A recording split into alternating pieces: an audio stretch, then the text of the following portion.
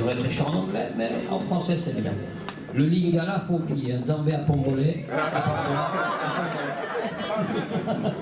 Nzambe à Zali, etc. C'est bien. Eh oui, oui. C'est une joie d'être avec vous en tout cas ce matin et de vous apporter la parole. Vraiment, c'est un grand privilège, un grand honneur, responsabilité aussi, bien sûr, mais une grande joie. Vraiment, je me réjouis beaucoup. Je suppose qu'on va arriver avec la technique à faire quelque chose, sinon on arrivera, en tout cas, avec l'aide de Dieu par le Saint-Esprit, n'est-ce pas? La technique c'est bien, mais le Saint-Esprit c'est quand même mieux. La technique peut faire défaut. Ah, mais le Saint-Esprit, il ne peut pas faire défaut, lui. Hein. C'est ça qui est fabuleux avec Dieu. Dieu est grand. Je me rappelle, lors d'un de mes voyages à Lubumbashi ou Kinshasa, je ne sais plus, au Congo, c'était en tout cas, quand je pars à depuis Bruxelles, en fait, j'avais pas mal de bagages avec moi, et pour descendre de la gare centrale, prendre le métro, je descendais mes bagages les uns après les autres, et puis un voleur est passé par là et a pris ma sacoche. Et dans ma sacoche, j'avais l'ordinateur, celui-là même, avec tous mes messages dedans, avec plein de choses dedans. J'avais des CD que je devais offrir aussi avec des enseignements. J'avais l'appareil photo pour prendre des photos, pour mettre sur Internet. J'avais tout un tas de matériel là-dedans. Et d'un seul coup, vous savez, une pensée est venue à mon oreille. Et bien cette fois, tu peux rentrer chez toi, ton voyage, il est fini. Et il nous faut apprendre à comprendre qui nous parle. Oui. Qu'on soit à l'école pour les plus jeunes, qu'on soit à la garderie pour ceux encore qui sont plus jeunes, qu'on soit au travail, qu'on soit je ne sais où, qu'on soit à l'église, il nous faut reconnaître, discerner qui nous parle. Amen. Et aussitôt, je me suis redressé, j'ai dit « Comment mon voyage est fini ?» Et je mets la main sur la poche intérieure de ma veste. Mon passeport et mon billet de train n'étaient pas dans la sacoche qu'on m'avait volée et mon billet d'avion. Normalement, ils auraient dû y être, mais ce matin-là, je ne sais pas pourquoi, j'avais mis dans ma poche. Normalement, c'est jamais là, c'est toujours dans le sac. Et je dis « Comment mon voyage est fini ?» Mais pas du tout. Il ne fait que commencer. C'est pas grave, ça. Et on se laisse parfois perturbé par la technique, les micros. D'ailleurs, on pourrait très bien faire sans micro, mais c'est quand même mieux. Ça aide, hein, ça aide. Et en tout cas, pour Pasteur Tabitha, c'était nécessaire d'avoir un micro. Mais, bon, non, j'allais faire une plaisanterie, mais on va aussi, enfin, je vais la faire. Hein. Elle a fait un gâteau de Savoie. Vous connaissez le gâteau de Savoie? Oui. Hein? Et voilà, c'est ça. Hein. J'aime beaucoup le gâteau de Savoie. Et moi-même, je suis savoyard, alors vous voyez, donc c'est quand même pas mal. Bon, pardonnez un peu de folie de ma part. Mais en tout cas, je rends grâce au Seigneur encore d'être là, au soutien de la technique, des uns des autres, votre participation. Et c'est toujours une grande joie de voir les enfants du Seigneur le louer et l'adorer comme ça de tout leur cœur. C'est merveilleux, c'est merveilleux. En tout cas, vraiment, priez que le Seigneur maintenant aussi nous fortifie, nous conduise, nous dirige, nous édifie. Et je suis très réjoui d'être là avec vous parce que je sais que vous êtes une église qui non seulement chante, danse, loue le Seigneur, mais qui prie aussi, qui intercède et qui aussi s'édifie, s'instruit, prend des notes, etc. Et tout ça, c'est important pour la croissance de chacun, la croissance du plus grand nombre. Et vraiment, je crois que le Seigneur, ce matin, va encore nous entraîner et nous faire du bien, afin qu'ensemble, nous puissions atteindre les objectifs qu'il a prévus pour nous aujourd'hui. Alors, je voulais glisser un petit mot, j'utilisais un petit mot qui peut fâcher des fois dans nos milieux, enfin nos milieux, j'entends nos églises évangéliques, églises de réveil, églises pentecôtistes, peu importe comment le nom qu'on leur donne, mais on a un peu peur de la liturgie en principe. Hein. À quoi ça vous fait penser quand on parle du mot liturgie?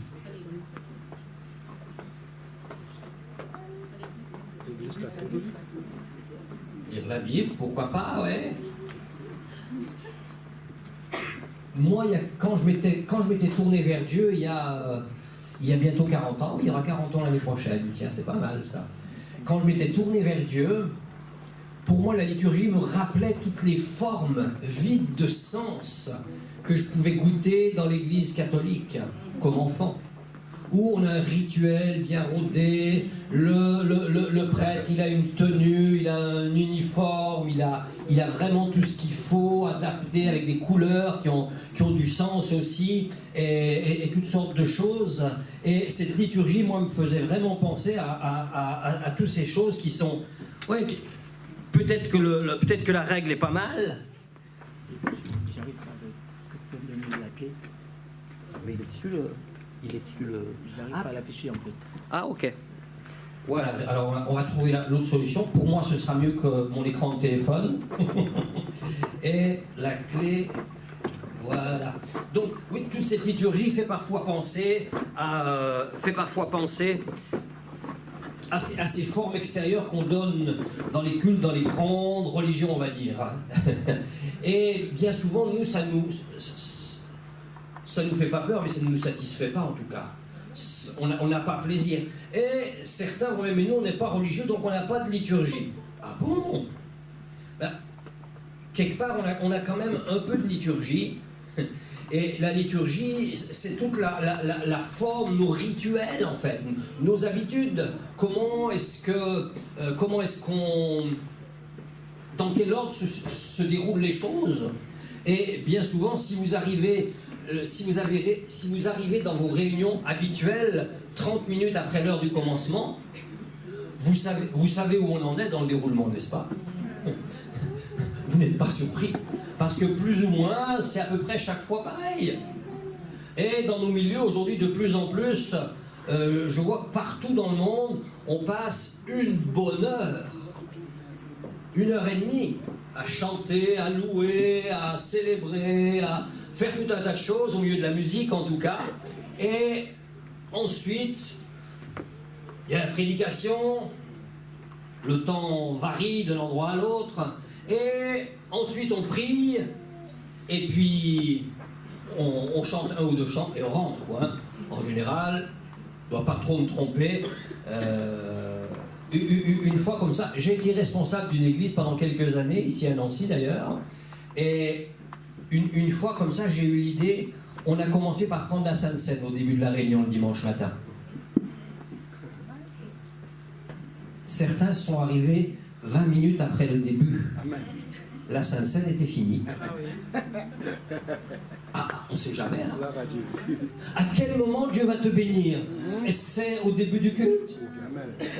Est-ce que c'est en venant au culte dans ta voiture? Waouh!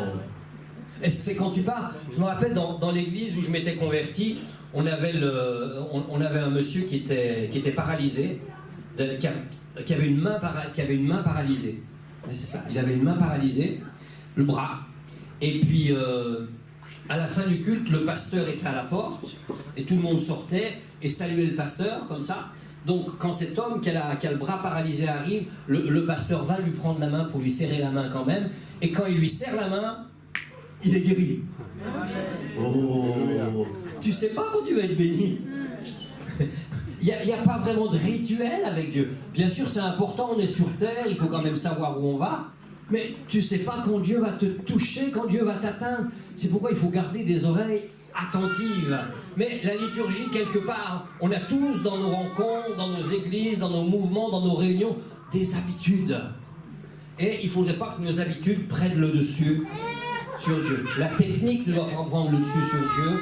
Nos rituels, nos habitudes ne doivent pas non plus prendre le dessus sur Dieu, n'est-ce pas? Et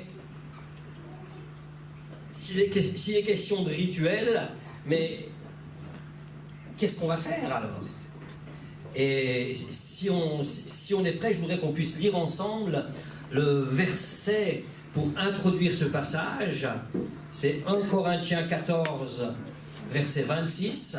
Alors, moi j'aime beaucoup l'épître aux Corinthiens. Et j'aime bien ces chapitres 12, 13 un petit peu moins, mais quand même, je vous aime. Puis c'est le chapitre de l'amour, 14, je me régale. Je suis un peu un pur produit du pentecôtisme, on va dire.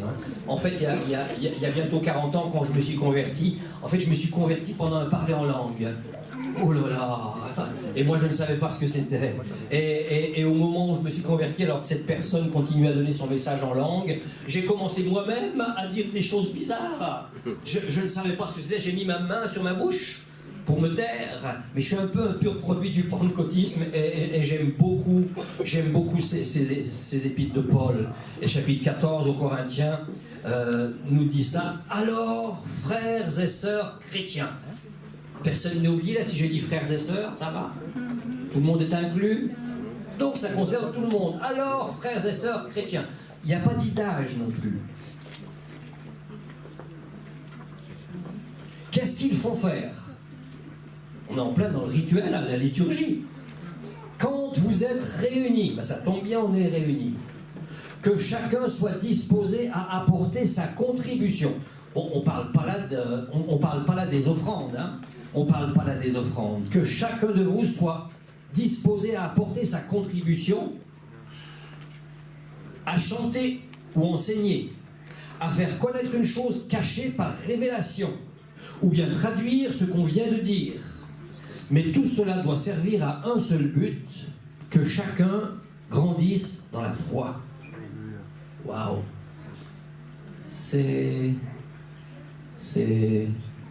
Ah oui, c'est mon fichier?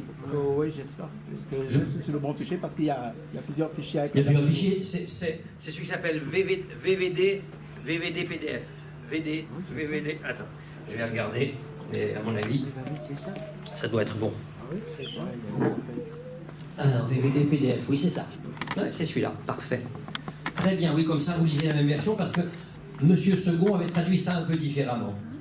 Mais il y a une autre version qui est juste après d'ailleurs et qui va nous donner un autre sens. En fait, on va parler ce matin, si on peut avancer d'une page, on va parler ce matin de l'édification mutuelle. Alors bien sûr, ça va passer par nos rituels, mais on va parler de l'édification mutuelle.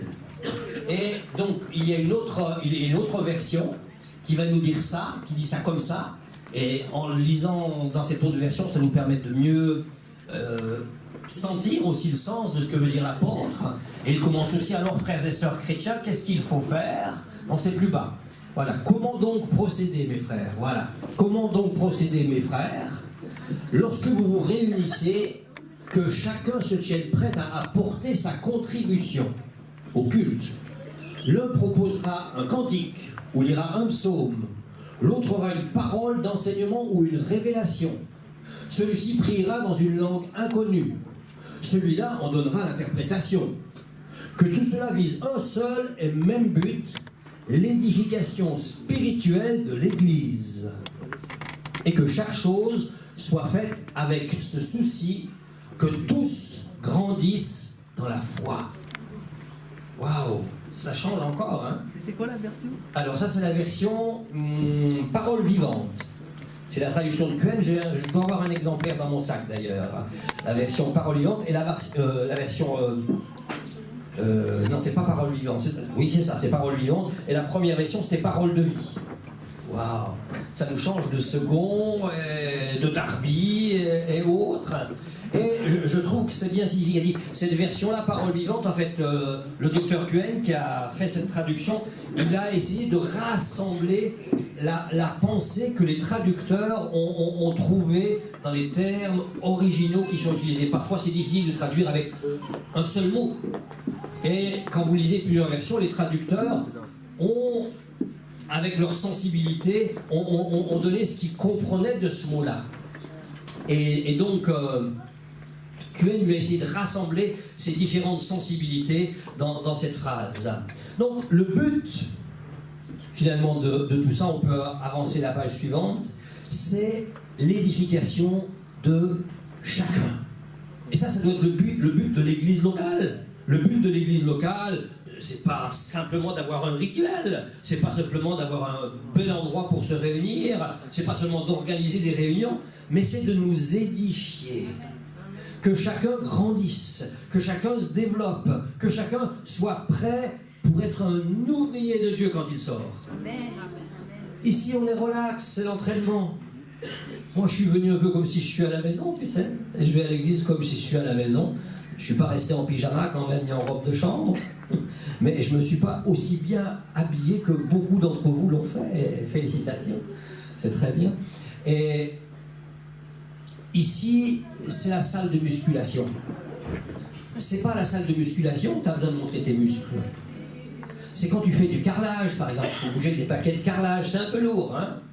Je pense il y a quelques années, je faisais du carrelage à la maison, et puis mes enfants qui faisaient un peu de musculation quand même, tu vois, hein, s'entretenir et montrer ses muscles.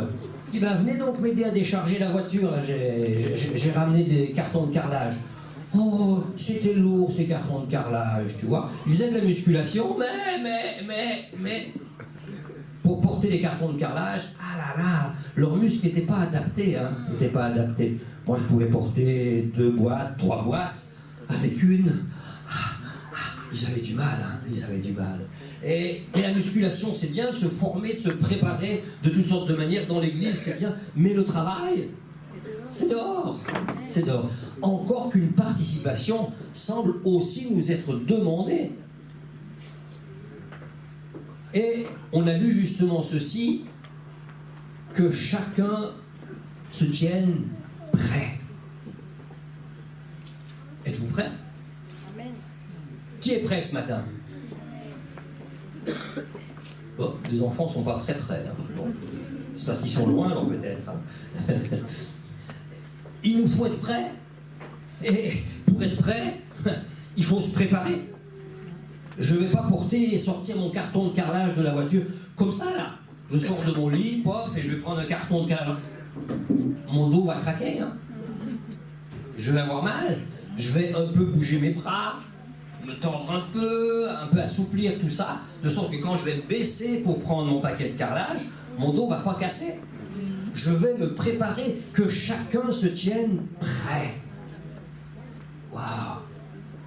Alors bien sûr, je pense dans une église où j'étais à Bruxelles il y a quelque temps, le pasteur taquinait un peu les participants au culte à la fin en leur disant « Le frère qui a prêché là, qu'est-ce qu'il a dit ?» Ah, là, la plupart avaient oublié les 3 quarts. Hein. Et il dit « Ah, vous me payez pour vous rappeler à chaque fois que vous devez prendre des notes. Vous me payez pour ça. » Et parfois, il y a des églises où on paye le pasteur pour prêcher. On paye le pasteur pour tout faire. Alors, je ne sais pas si vous payez bien le pasteur Tabitha, mais ça, c'est votre souci et c'est pas le mien. Parce que l'ouvrier mérite son salaire au passage. Donc, tu peux dire amen. Hein. Mais je dis pour toi. Mais oui, parfois, on compte sur les responsables. On compte sur eux pour faire le travail. L'équipe de louange pour faire la louange, pour nous emmener vers le ciel. Mais est-ce que toi, tu t'es préparé? Frères et sœurs, quand vous vous assemblez, que chacun se tienne prêt. Et c'est pas quand j'arrive dans le lieu où on se rencontre, c'est pas là le moment de se préparer. On s'est préparé avant. On ne peut pas faire ça à la va-vite. C'est quelque part un état d'esprit. Je pense à cette sœur qui un jour dans une réunion à Charleroi, c'était ça. À la fin de la réunion, elle va dire à mon ami le pasteur, « Oh, tu sais, la pensée que tu as partagée, eh ben, j'ai eu la même dans mon moment de prière avant de venir au culte. » Puis le pasteur lui dit, « Ah bon? Mais c'est la seule fois? » « Ah oui, c'est la première fois. Mais ça devrait arriver à chaque fois. Si la pensée que j'apporte, c'est la pensée de l'esprit, mais tout le monde doit l'avoir. Mais tu ne peux l'avoir que si tu te prépares. Si tu es là dans tes pains au chocolat avant de venir au culte, dans ton café ou dans je ne sais quoi, comment peux-tu imaginer être prêt? Tu es très fort, on est d'accord. Mais que le faible dise je suis fort. Amen. Et même si le rituel est ce qu'il est dans l'église catholique, j'aime quand même beaucoup l'un de ceux qu'on m'avait inculqué alors que j'étais tout petit, au moment où j'allais faire ma communion privée. Je ne sais pas si on appelle ça comme ça au Congo, hein, probablement. Ma petite communion. Le prêtre nous avait instruit, si tu veux prendre l'Eucharistie, la Sainte Seine, tu ne dois pas avoir mangé depuis 3 heures. Qui n'a pas mangé depuis 3 heures ici? Ah, plusieurs ne prennent pas le petit déjeuner avant de venir au culte. Hein. Je ne sais pas si c'est un choix délibéré ou si habituellement vous ne déjeunez pas. Mais pourquoi le dimanche matin, au lieu de se précipiter à la boulangerie, je ne sais quoi, pourquoi justement on ne garderait pas ce temps pour prier? Pour se préparer individuellement, les enfants comme les parents. Tiens, pendant qu'il y en a un qui va prendre la douche, l'autre il prie. Quand il a fini, ils font l'inverse. Hein. Tiens, ça c'est pas mal, ça. Hein. C'est pas mal. Alors, sous la douche, tu peux aussi chanter des cantiques, hein, etc. Mais il nous faut nous préparer.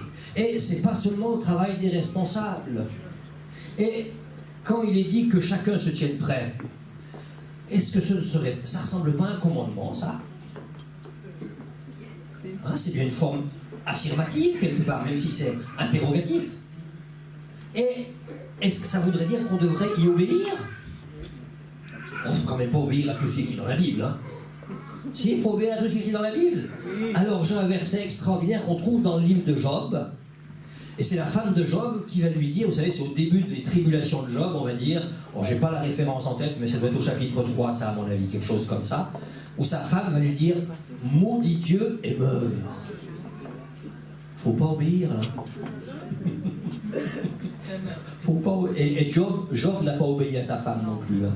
Non, ni il a maudit Dieu, ni il est mort d'ailleurs. Enfin, pas tout de suite en tout cas. Pas tout de suite. Mais c'est un commandement. Que chacun de vous se tienne prêt. Si tu ne te tiens pas prêt, tu désobéis à la parole de Dieu. Quand vous vous assemblez, quand vous allez à la réunion, quand vous allez au culte, quand vous vous rassemblez, que chacun se tienne prêt. Et si chacun doit se tenir prêt, on peut avancer. C'est un objectif. C'est l'objectif.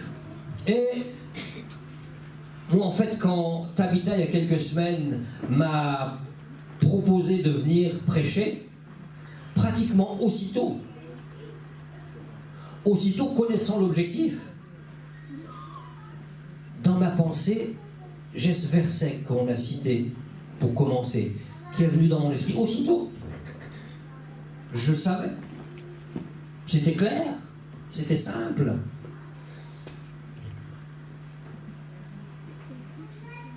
Il nous faut nous préparer et grandir. C'est l'objectif.